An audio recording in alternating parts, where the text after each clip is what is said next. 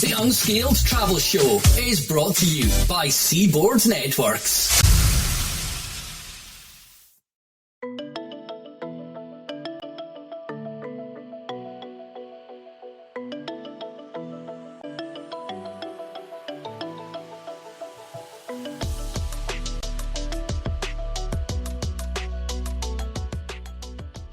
Hi, everyone. Welcome to the Unscaled Travel Show.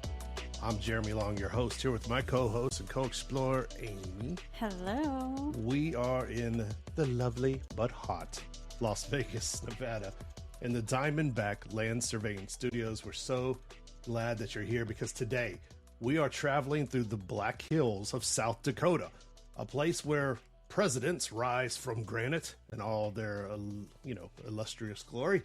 Bison wander around the road, and the legends of the American West refuse to stay buried.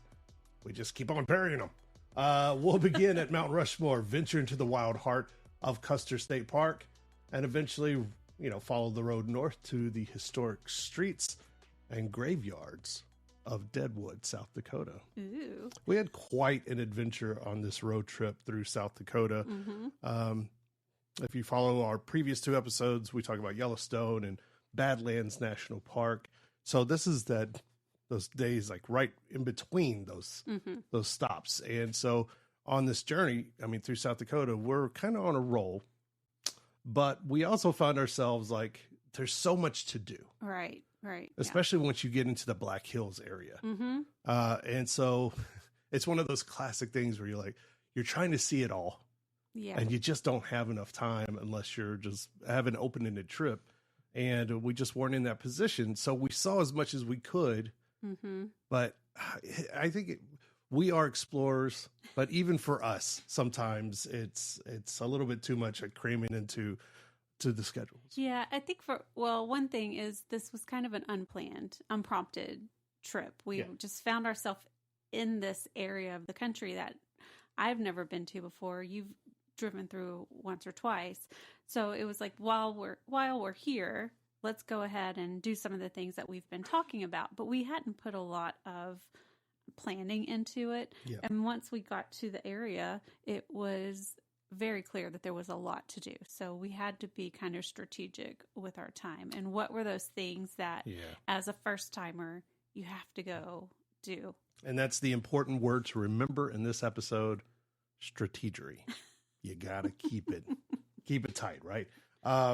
So we were coming from Sioux Falls. We'd just gone through Rapid City, where we were going to stay for the evening, but we had some daylight to burn once we got to Rapid City. So we said, let's just go ahead and mark one of these things off our list and head to Mount Rushmore. Right. See what all the hype is about. Yeah, I really thought that Mount Rushmore was just going to be like, there would be a parking lot and some platforms that you'd walk out on and you'd see this thing and then you'd move on. Like, okay, I really had no idea what to expect. Yeah. But it's one of those things I feel like as an American, you're kind of like, okay, I need to see it once, right? And It was only like 15, 20 minutes outside of Rapid City. So it made sense for us just to go ahead and head out there because I believe it's open. The park is open until like 11, maybe. It was kind of late. So we thought, let's go over there. I really had no idea what to expect. It is one of those memorials that usually the only thing they show you is, of course, Mount Rushmore. Mm-hmm. They don't show you everything else that is built up around the area, which I think kind of underplays and undersells how cool the area can be, really. Because I didn't expect all the other stuff. Right. And we'll start talking about that now, though. But here's something that we talked about a couple of times, and I don't know if this is fair or not to say, but like as you come up to the road, if you just follow the signs to Mount Rushmore, obviously, but as you come up the road, you can see Mount Rushmore from the highway, from the areas around it.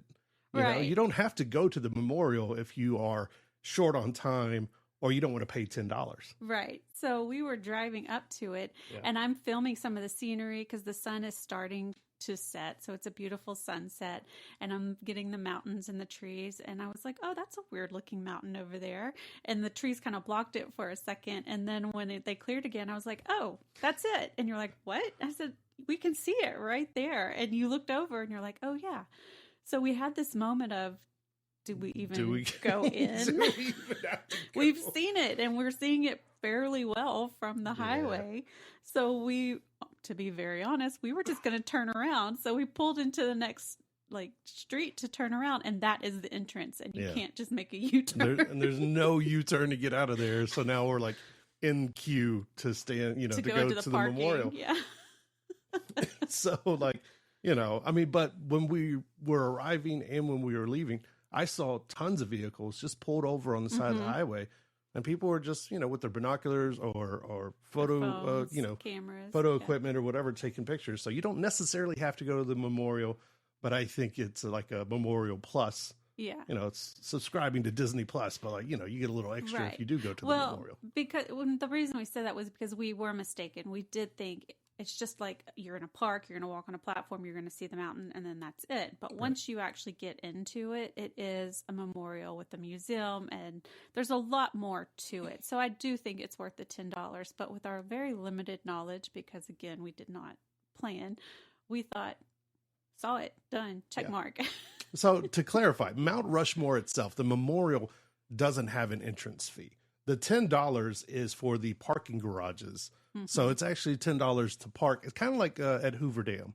And there's no entrance fee at Hoover Dam, but there is a small charge to park there. Right. They kind of get around. Yeah. They circumvent the system. Why? Because they created the system. All right, now it's time to do some conspiracy theories. Anyway, but just keep in mind your national park passes don't cover the fees or anything because it's technically a parking fee, whatever. Right. So, while we expected the mountain, of course, Mount Rushmore and the viewing area, perhaps a little gift shop, like you said, they have so much more in there, including the really awesome, I thought, the Avenue of Flags. Oh, yeah. Where it's all the state flags and territory flags of the United States. It looks like a grand walk up thing. I mean, your eyes are kind of everywhere except, but Mount Rushmore sits in the distance. Yeah, it's a great photo op with all the flags lining the way to the mountain in the distance. It's beautiful. And they have what they call the Grand View Terrace. That's the terrace that you walk out onto and you see, unobstructed views of Mount Rushmore, and it's beautiful. But they also have a couple of theaters and multiple exhibits showing how the artists came to create and come up with the idea, how they painstakingly, it was over 400 guys worked together to make this thing happen in just a number of years. And it kind of breaks all of that down. And if you're there in the evening, they do a ceremonial lighting of Mount Rushmore for the evening, that there is theater seating and the amphitheater. Yeah, they have an amphitheater, and they come out and talk about it. And I think give you the same thing. They give you some information on it, how it was created and came to be, and then they do the official lighting. But we didn't really stick around for that. Well, when we got there, it was about 45 minutes to an hour before the ceremony was going to start. There was already quite a few people seated in the amphitheater area, and we walked around, we saw the museum, did all that, and we're like, do we really want to wait to see it get lit up? At the moment, we were interested in trying to check something else off our list too. So we decided not to stay. But I think once we left and I read a little bit more about it, I realized I thought they were just going to shine a light on it. No, it's an actual ceremony. Like you said, a park ranger comes out, he talks about it. I think there's even a little video that they show. Very anticlimactic. Right. Some dude just flipped a switch. That's what I thought. Because again, zero planning. But after we left, I read a little bit more and I'm like, oh, it was a bit more of a big deal. So we probably should have stayed to see the ceremony, but we didn't. So we left and we drove back out of the park and kind of stopped again on the highway just to look at it from that distance with the sun. Because when you're in front of it, when you're in the park, you're looking at it straight on. But from the highway, you're kind of looking at it from the side. So it's a different angle, and it does give you a kind of a different feel too. So just me to you here, what was your first reaction when you saw Mount Rushmore?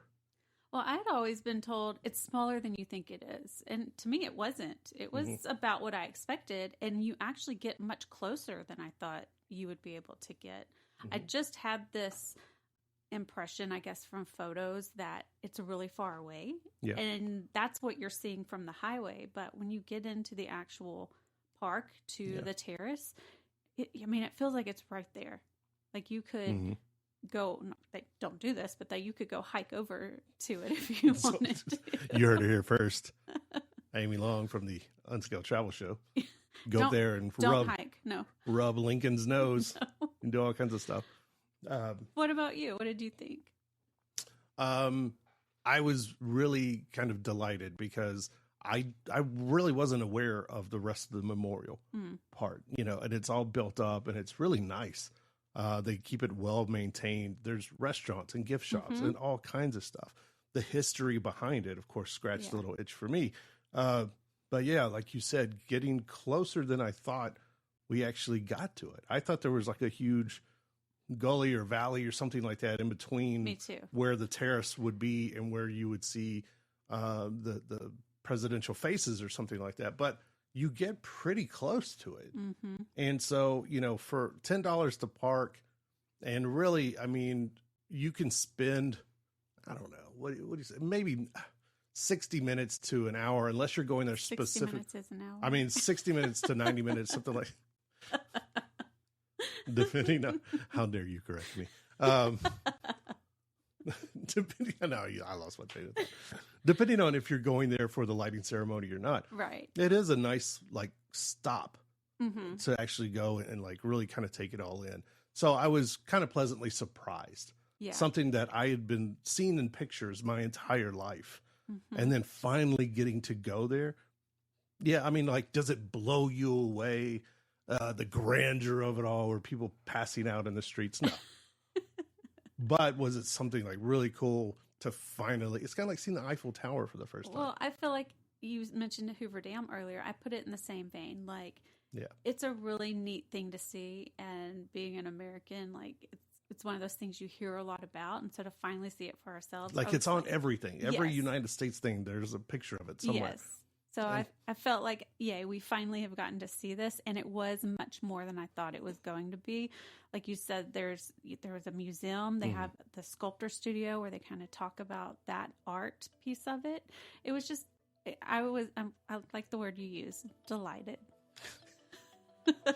Keep it right here where we're having a delightful show about the Black Hills of South Dakota. It's Unscaled Travel Show. We'll be right back.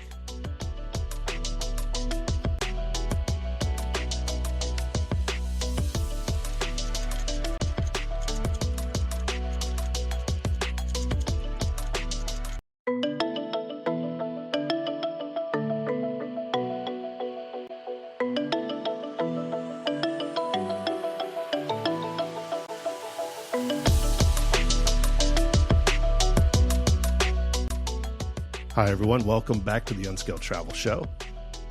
Jeremy here along with my co-host, Amy. Hello. We're in Sin City, Las Vegas, in the Diamondback Land Surveying Studios. Remember, check us out online, unscaledtravelshow.com. All of our past episodes, interviews, all the cool stuff we write about, right there. It's all online. Or you can check us out on any major podcasting platform, Spotify, Apple, I think Amazon Music, a few more. You can find us on YouTube as well. Our YouTube channels are really cool. We have a travel channel that just focuses on our travel.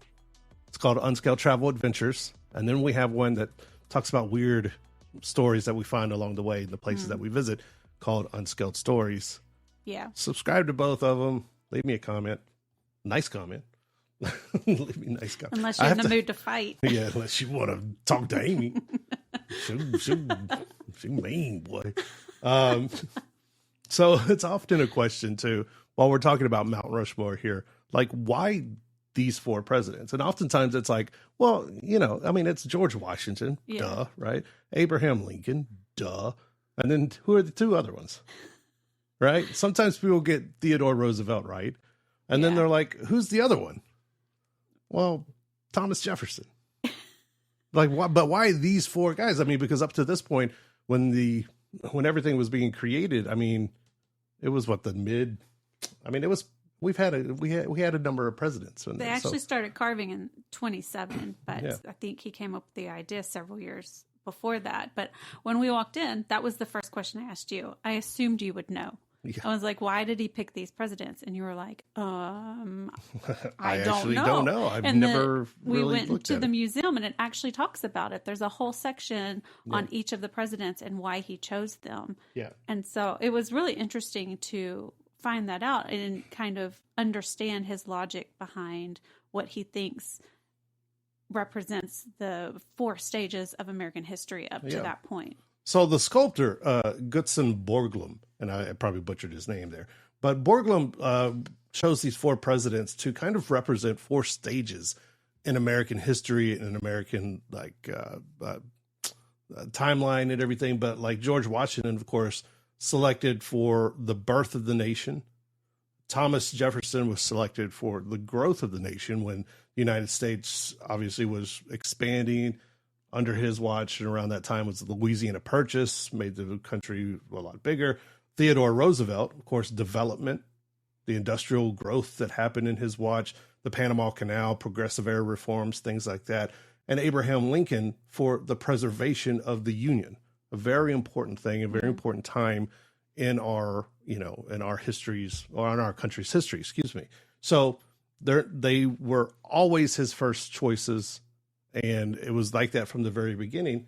And it's kind of cool to think about because they started in October of 1927, like you mentioned. Mm-hmm. But, I mean, just a few years earlier than that, I mean, Theodore Roosevelt was the acting president. So, that's kind of cool. Like right after he's done, he's on a mountainside. Yeah. I mean, he made an impact, didn't he? He certainly did. Which you mentioned it took 400 men working on this to create it. But it took 14 years, which is pretty impressive that they were able to do all this in 14 years in the 20s and 30s and create this because it says each head is approximately 60 feet tall.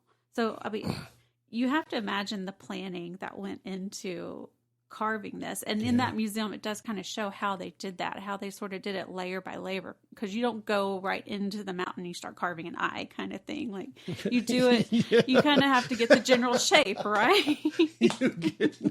It's a lot of surveying work, which I think our friend Trent Keenan would tell us about, but you ever get that poster board? And you start writing happy birthday and you start with the letters way too big. Happy is giant. You big old H. We're going to make sure it's a happy birthday. And then by the time you're there with the PPY, you're out of room. And so they get smaller or it's up in the corner. It takes up most of the poster board, and birthday is squished really, really small. Underneath. Yeah. So it's like happy. What does that say? So I mean, there's a lot of planning that goes involved in that. So you go down, like you said, you just start carving a big old eyeball. And then you're like, oh, I got to fit a nose and a mouth. Right. Because, I mean, here's just some of the dimensions. George Washington's nose is 21 feet long. Wow.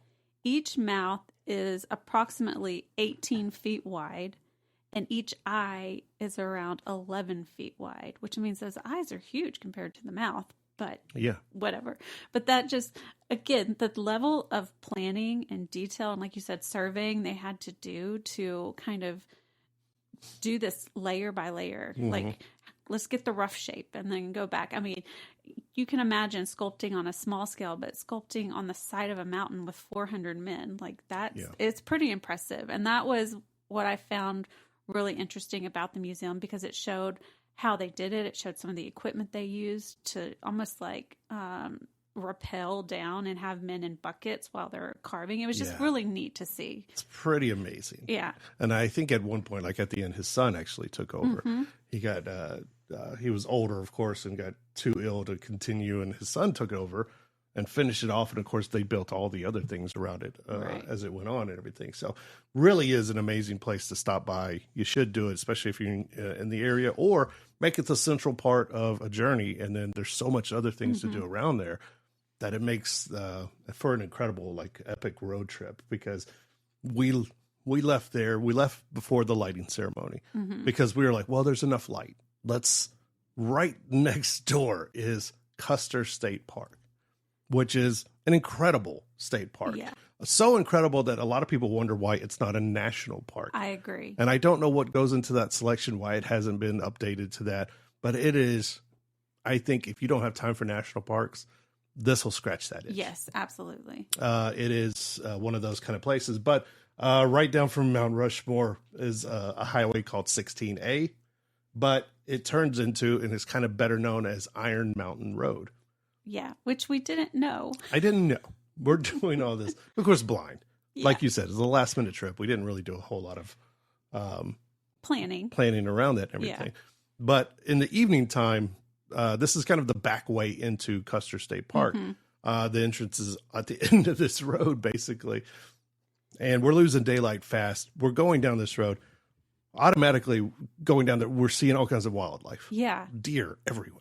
Yeah, and we didn't know it had a specific name. We just, when we came out of the park, coming in, we had seen the sign that was like opposite the park is the direction to Custer State Park.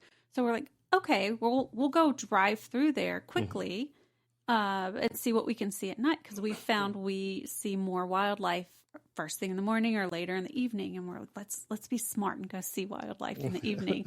So we come out of the Mount Rushmore Park and take that very next exit, which we think is taking us into the park. We don't know it's this special Iron Mountain Road, which it's a thing in itself. Yeah. Like it's so much a thing in itself that the next day when we were at Custer State Park and we went to the visitor center, the lady asked us, have you driven Iron Mountain Road yet? Yeah. And we're like, yes, we did last night.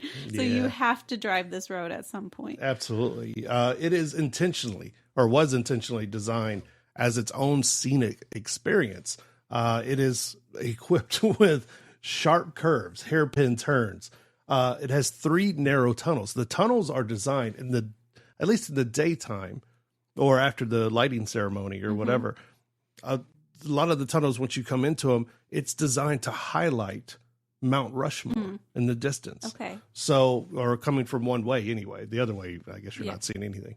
But it has these beautiful spiral pigtail bridges that we came across that, again, it's all designed for just another experience to this park, which I think is just brilliant, the way they did it. Unfortunately for us, we're fighting daylight. We're fighting running out of daylight. And, we didn't make it all the way down. No. Iron Mountain. We got over halfway though. Yeah. Before we decided to turn back because it was going to put us on the other side near the Custer State Park entrance. Keep in mind, we'd been driving all day. We had been seeing stuff all day, and it was already like 9. It was about 9 o'clock. 9 o'clock at night. The sun setting, and as part of this being a scenic drive experience, there's no streetlights that I recall at all. So we knew it was going to be very dark coming back. And let me just remind everybody what you said. Sharp curves, hairpin turns.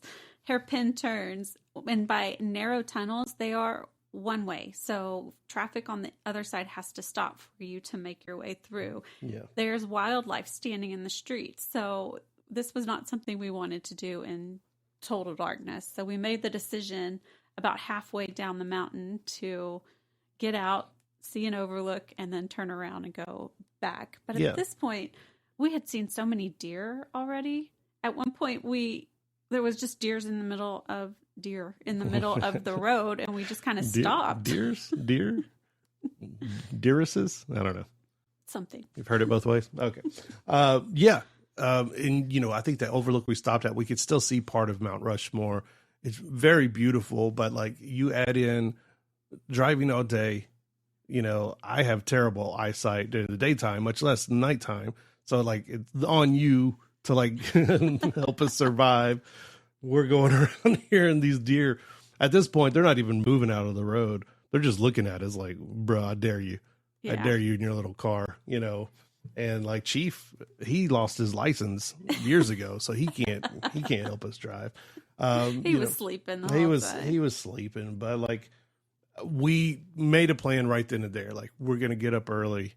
We're going to come back to Custer State Park because it was, number one, it was unusually hot. It was. So it was really hot in the area. Like I'm talking I think it was triple digits Yes, and couple of the days. everywhere we went, everybody was saying, it's never this wow, hot here. it's never this hot. Like, yeah, we brought it from Vegas. Right. Special gift from us to you, just unbearable heat. Yeah. So, you want to do that, but I think like in the middle of the day, it's probably that Iron Mountain Road is probably less dramatic as it is in the mornings or the evenings. The wildlife's probably not as active. Yeah. It's probably way busier. Probably. Oh my gosh, yeah. getting out of there, the people that were just riding our bumper. There was a group of like 4 or 5 cars behind us that just stayed right on our bumper the whole way. And they didn't care. They did not. And it's the whole highway is only about 17 miles long. So we did almost 10 miles of it, I think. And there was one car in front of us going, but coming out, it was people leaving the park and they were just in a hurry. So yeah. We decided, first thing in the morning, we're going to get up, we're going to come back. Give this Custer the old college try. And well, because we thought that was the only way into the park, too. Little did we know there was another entrance. Unscaled Travel Show. Keep it right here.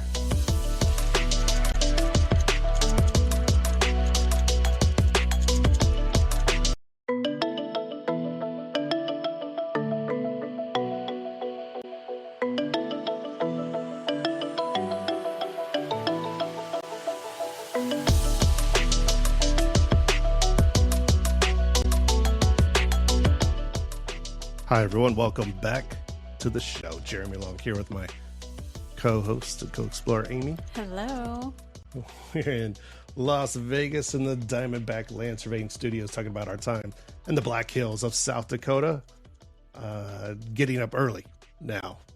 Got to go ahead and get a fresh, good night's sleep. Wake up bright and early in the morning at our lodging in Rapid City, South Dakota, and go to Custer State Park, which I'm telling you, man, I don't know. I got to know the reasons why it's not a national park. It's so beautiful. I agree. Custer State Park, it covers approximately 71,000 acres. So even if it became a national park, it would be one of the smaller ones, but it is South Dakota's first and largest state park. So there's still something there. It gives you those different Black Hill landscapes, and it still sees about 2 million visitors a year. Oh, wow. I think because of some of the, the proximity to other things as well. They all kind of feed off each other, which, again, it makes for a great stop. I mean, Mount Rushmore, of course, and then later you have the Crazy Horse Memorial and some other I mean, there's all kinds of outdoors and other state parks kind of around that area as well. Yeah, there were several other things in the area that night before we woke up to go to Custer State Park. I looked up and thought if we had more time here, I would want to go do this. So I feel like at some point we will make our way back there and we will do more. But I absolutely think we will go back to Custer because we didn't do it all. Even though it's a smallish park, it's pretty big to try to do everything in one day. And this is one of these parks I've heard a lot about over the years. Yeah. And people will frequently say, if you want to see bison or you want that experience, this is oftentimes a better park to do that than Yellowstone or Theodore Roosevelt National Park. And I think we had a great experience there. I think outside of like geysers and like geothermal things, this has a lot of what Yellowstone has. Right. Maybe the giant waterfalls, things like that. But I mean, it still has places like Sylvan Lake and Needles Highway that offer these unique experiences, like very unique to Custer. Right.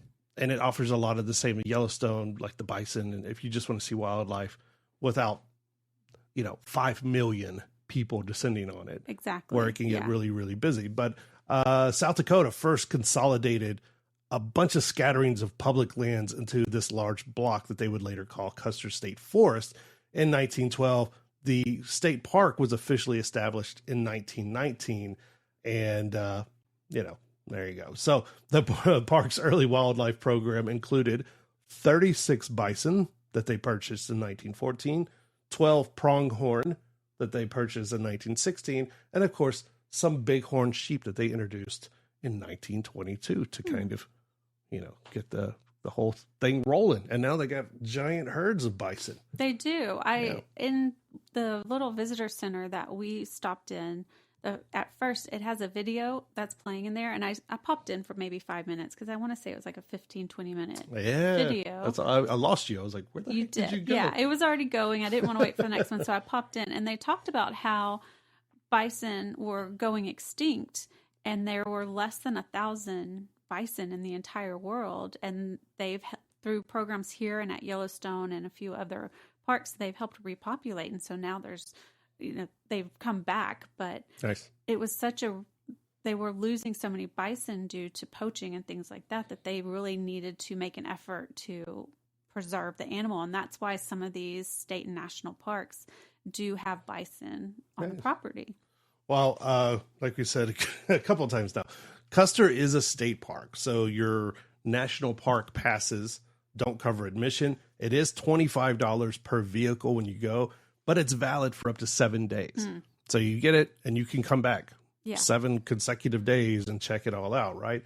Travelers passing straight through on certain sections of highway like 16A or Southern Highway 87 may be exempt, but using park facilities and the wildlife loop requires a license if they do catch you. And we did see a lot of park rangers activity and like in the parking lots and stuff like that. So they're looking for, they give you the little thing, you got to put it on your car windshield. The exit we actually left, it was a different one than we came into. The Bluebell entrance. It had gates, like entrance gates, but nobody was working those. So you could just drive in, but they also had the ticket machines over to the side. So that's where they're saying you can get in. Are you encouraging people from passing? Saying it is possible to get in without paying the fee. But as you said, there are park rangers, and if they see your car, because they gave us a red sticker thing to put in the window, and if they see your car without the sticker, you will get fined. So we came in from the area, the road that joins from the city of Hermosa.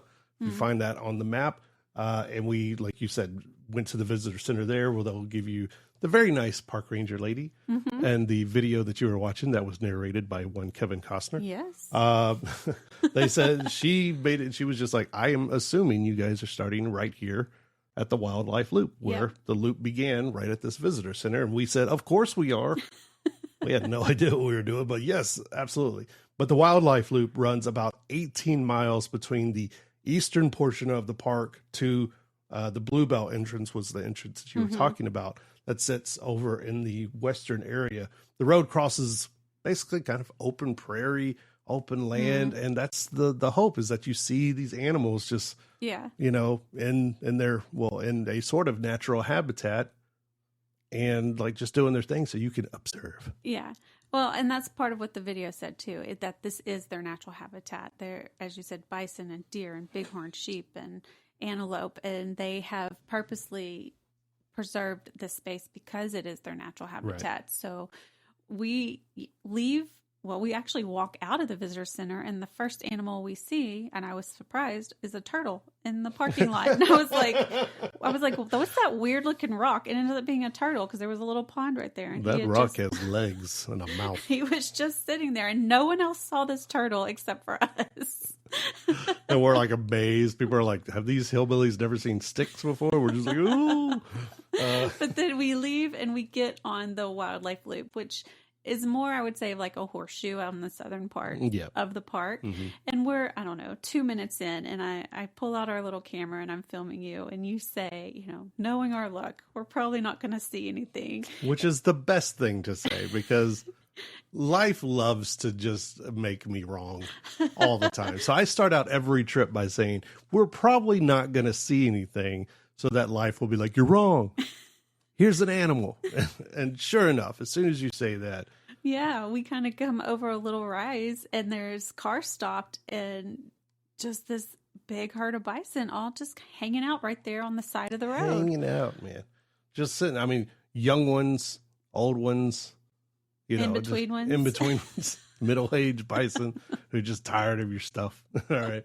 But they're just right by the side of the road. So cars are being very careful. It's good to see it. You're not seeing some of that tomfoolery you see at Yellowstone sometimes, where idiots are running towards bears and stuff. People are in their cars. They're taking pictures, but they're being very careful because these bison, especially calves, are like right there. Yeah. I mean, you could reach out and pick up a fluffy calf, a baby bison calf. Don't do that. Well, there were some very large adult ones standing literally on the edge of the street, and there was a car sort of blocked by it, and so for a couple of minutes we were all just like parked basically until that one decided to let us pass. But that's part of the experience. You just don't know. Yeah, I think right before that we actually saw some pronghorn. We did. Just out, like there was a couple just out, just like grazing in a field. No big herd of those or anything, but I don't think they're giant herd animals. No, I might be wrong there, but so early morning we saw. Right off the bat on the wildlife loop, it was already worth the money and the time spent to get there. Early morning, tell you, told you to get there. And it was, I would say overall, like if you're looking at it also from a time perspective, at least set aside 90 minutes to like 2 hours or so. Yeah. And that's just kind of being generous. That's also not counting, like we just said, bison were kind of in the middle of the road. We were sitting there for a few minutes because you got to wait on them. You can't like get out and like push them out of the way or anything. Right. I don't recommend that. Don't do that.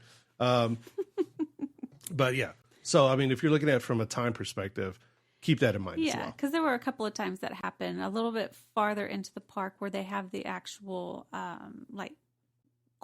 corrals for the animals. And I guess this is where they do some of the like veterinary and research work on the different herds.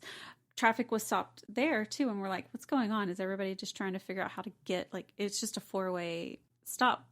And then we realized there was a pronghorn right there on the side of the road, and that's why everybody was stopped at the intersection so that they could get pictures of it. So we sat there for a couple of minutes too, and everybody respectfully took a photo and some video and then moved on. Yeah. And we got our photo and video too. So you may ask yourself, like, how these herds are kind of managed. You know, they started, like I said, with 36 bison that were purchased in 1914. Going unchecked, these animals could then, you know, kind of blow up in population and start, food sources could go bad and getting out of the park could become an issue and everything. So because the park has these limited grazing areas, again, one of the smaller, if it was a national park, it would probably be one of the smaller ones, right? 71,000 acres sounds like a lot, but grazing lands are not. So each fall, riders gather the animals together during their world famous buffalo roundup. Okay. That's, and I think part of the movie you were watching was talking about the buffalo roundup, that you can come into the park and visitors can actually watch. Yeah. I want to do that. I do too. It looks really neat. They bring in cowboys and they bring in real cowboys. And they herd the bison, and visitors are behind a makeshift fence so that they can't get to you. You can watch all the activity. Absolutely. So they do this. It allows them to count the herd, vaccinate and brand the calves, perform health checks on the herd, determine which animals will remain, and they actually will sell a limited amount of surplus animals at auction. So it's not just a spectacle. It actually keeps the herd from exceeding what the land can support there, which is really great for the animals overall. Yeah, I really want to go back because it does seem like just one of those things that you will never ever see in this day and time unless you are specifically looking for it. And it just seems like a really cool activity to watch. Well, they also, besides bison too, prairie dogs. We talked about the pronghorns. They do have bighorn sheep, although I didn't see any. We didn't see any of those. And the other thing were the wild burros that were supposed to be around. That were kind of like on everything. Oh, come see the wild burros and everything. I didn't see any wild burros. Nope. They must have been in a different part of the park. Maybe. All right. Well, whatever. Unscaled Travel Show. No burros here. We'll be right back.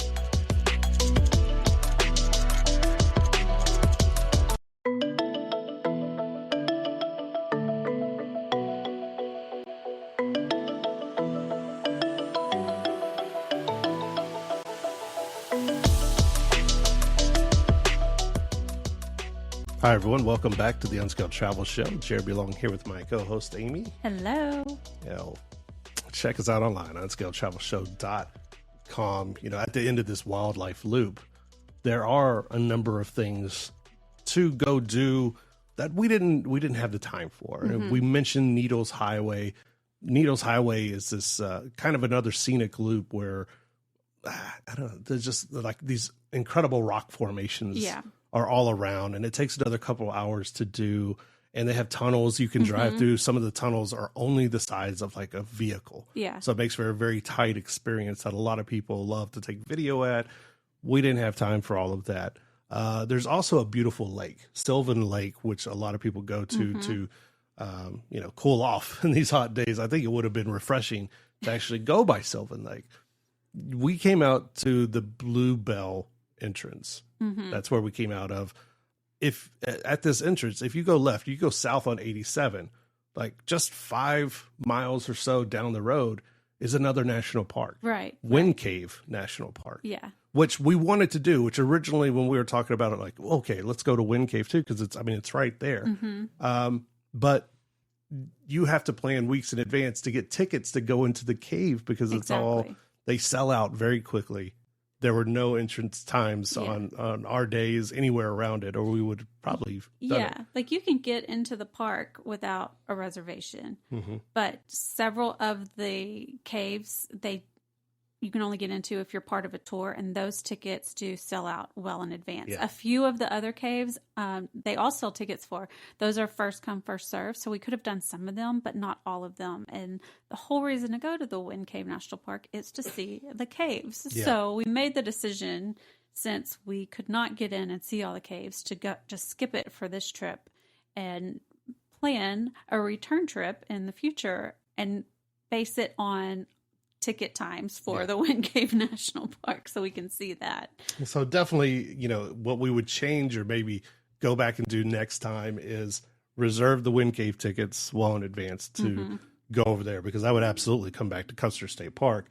But I would maybe give Custer an even fuller, complete day. Right. Even more time to go back and drive Iron Mountain Road during the daytime, see some of the scenic stops and the tunnels that highlight Mount Rushmore that we didn't get to see and do. And, maybe make time for either Needles Highway or going by Sylvan Lake or something like that. I don't know. What do you think? Yeah, I agree, because you don't realize the wildlife loop is going to take at least 2 hours. Yeah. And the Needles Highway, they say to estimate at least an hour for that one by itself. So, and then if you want to go see the lake, you're looking at 4 hours here, and we had budgeted 2 to 3 hours most. So I think next time we have to give it a full day and really experience Custer State Park. Yeah, and there's tons of trails too throughout the park. And being a state park, they're a lot more lax with animals going with you on these trails as compared to like national parks where dogs can't go. So like having Chief with us, I think we would make some more time, go on some trails, do some more stuff like that. Keep it right here, Unscaled Travel Show. We'll be right back.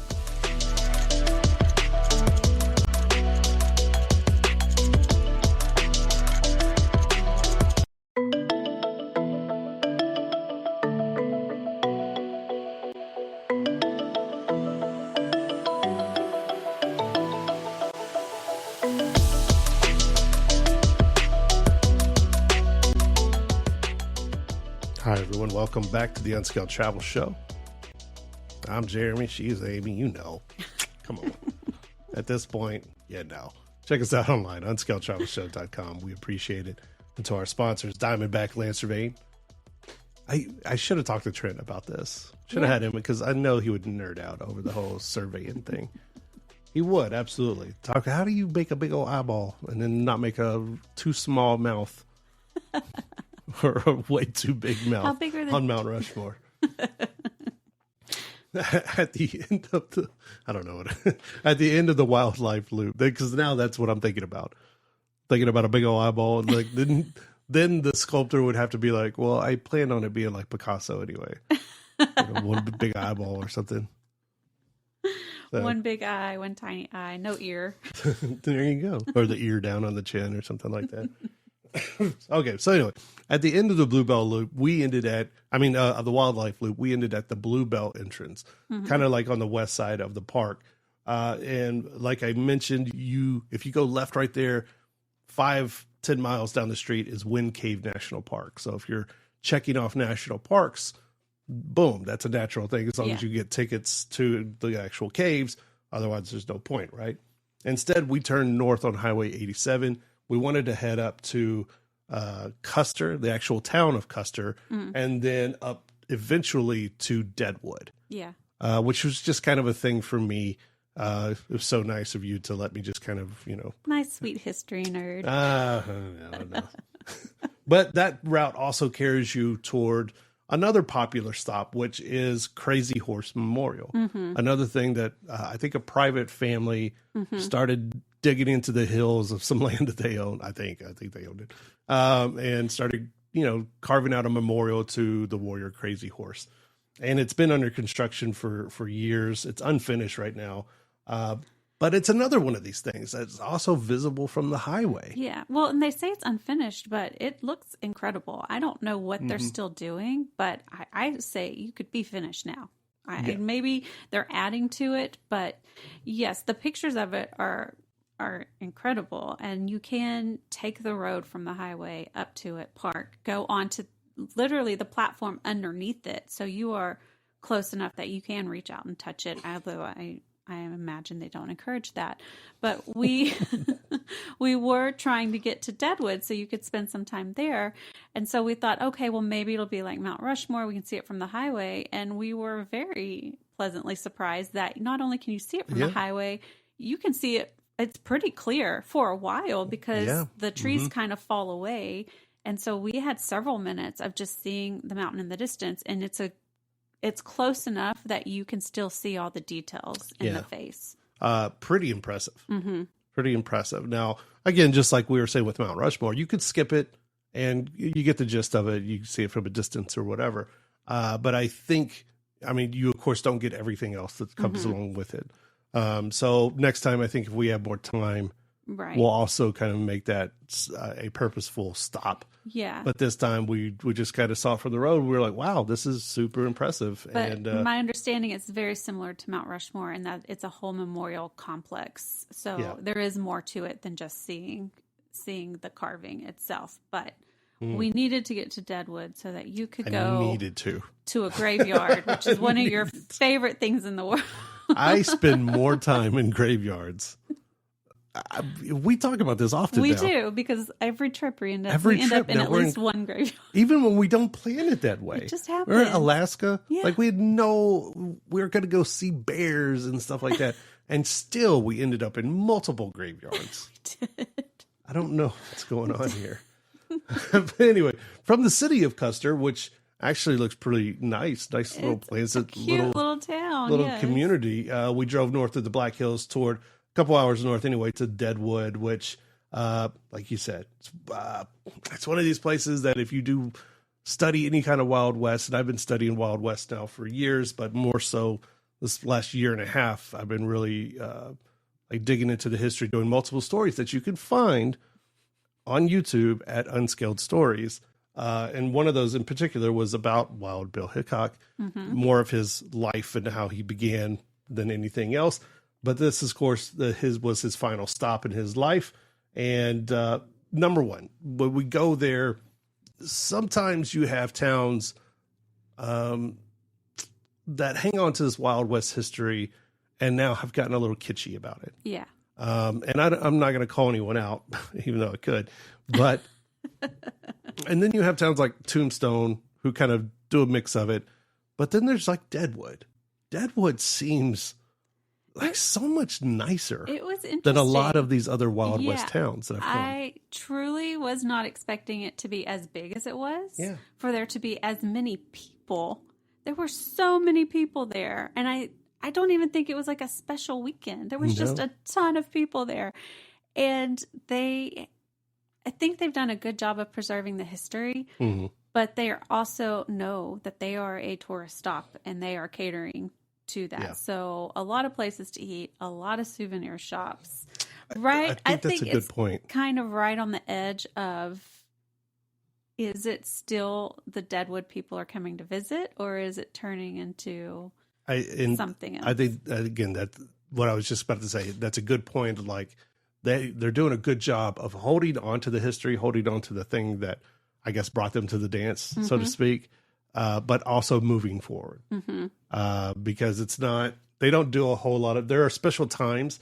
They do reenactments of like the death of Wild Bill Hickok and the Jack McCall who shot him and capturing him and all that stuff. They do have those times where they do those kind of things, but it's not like an all day thing where I feel like Tombstone is. Like Tombstone still has the like closed street that's dirt and you can ride the carriages and all that stuff, but which is a little bit different. Everything in Tombstone, and I feel like we're kind of bagging on Tombstone, but you have to pay to do all these different things in Tombstone. Like we had to pay to go see the reenactment. In Deadwood, it's just in the middle of the street. And I do want to point out, like, it's the historic part of their town, like that's where all the tourists were. It is a place people live. We did drive out to the actual cemetery where Wild Bill is buried, and there were tourists over there. It is another stop that people go to, but it didn't feel kitschy over there. When you're in that, what's considered the historic part that they have started rebuilding or making more appealing to tourists. That part was very crowded and just people everywhere. But we made our first stop at the cemetery. Okay. Yes, we made our first stop at the cemetery, which is actually Mount Moriah Cemetery. So this is the one that sits above Deadwood. It is kind of this is an actual, a lot of towns had boot hill cemeteries. That was just what they were called back then, but this one, their boot hill, actually is the first one I've seen that sits in an actual like mountaintop, like boot hill. Like there's an actual hill there. So much so that you have to climb up it, and they have famous graves, grave markers all the way through. But the most famous one, of course, is Wild Bill. Right next to him is Calamity Jane, and a number of other legends of the West whose final stop was in and around Tombstone. So a number of people there. It is a couple of dollars. It is like I think it was $2 or $3. $2 or $3 to actually go in. Pets are not allowed. Obviously, it's a cemetery. It was cash only. Yeah, I had to find an ATM in the middle of. I'm like, where do I have an ATM? We don't carry cash. The gift store has an ATM, or just have some cash on you like a normal person. But I didn't. So like it is like $2 to go in there. The more famous graves are like iron barred off and everything, so people can't go and still think they had for a number of years. Wild Bill's tombstone and everything was desecrated, things taken away from it, people wanting pictures. They've rebuilt it several times over the years, and now finally it's like this really nice memorial, but also trying to be respectful to people's final resting places. Like I said, right next to him as her final wish, Calamity Jane wanted to be buried next to her good friend. I wonder how he felt about that. If you do a little bit of research, he was friends with her, but he was like, they weren't like lovers or anything like that. They weren't romantic. And he even said, he's quoted at one point as saying, "I have no use for this woman," or whatever. And she loved her friend Wild Bill, and her last wish purportedly was to be buried next to him. And so for all eternity, they're linked. And there's all kinds of figures from the towns. I mean, they have just a beautifully weird history, and there's all kinds of people that are buried in proximity to Wild Bill. They have markers. They have an audio tour that you can go and see these grave markers and throughout the town's history and everything. So it's a really fun first stop before you ever go down to the city. You can go see the place where Wild Bill was shot. You can see the place where Jack McCall was caught. And all of those places are clearly marked, like we said. But it's really one of those, like, you park and you get out and you start walking around and you start doing some things.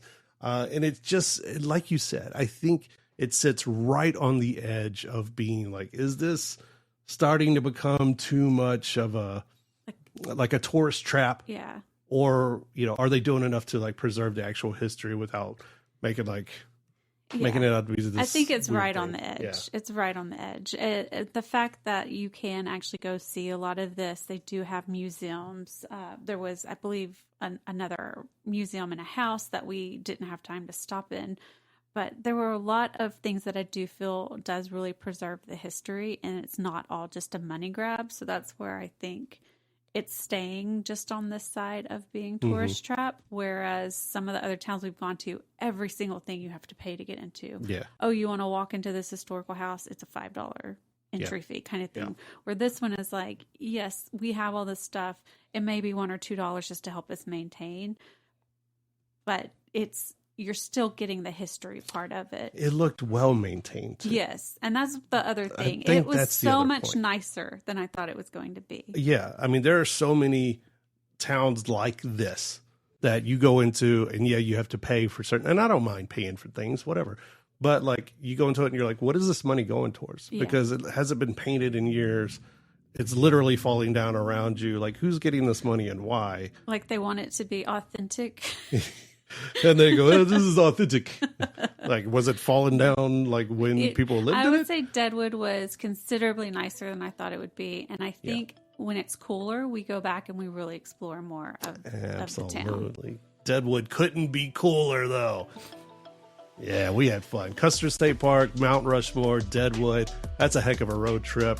Thanks for joining us, Unscaled Travel Show. Find us online. We'll see you guys next time.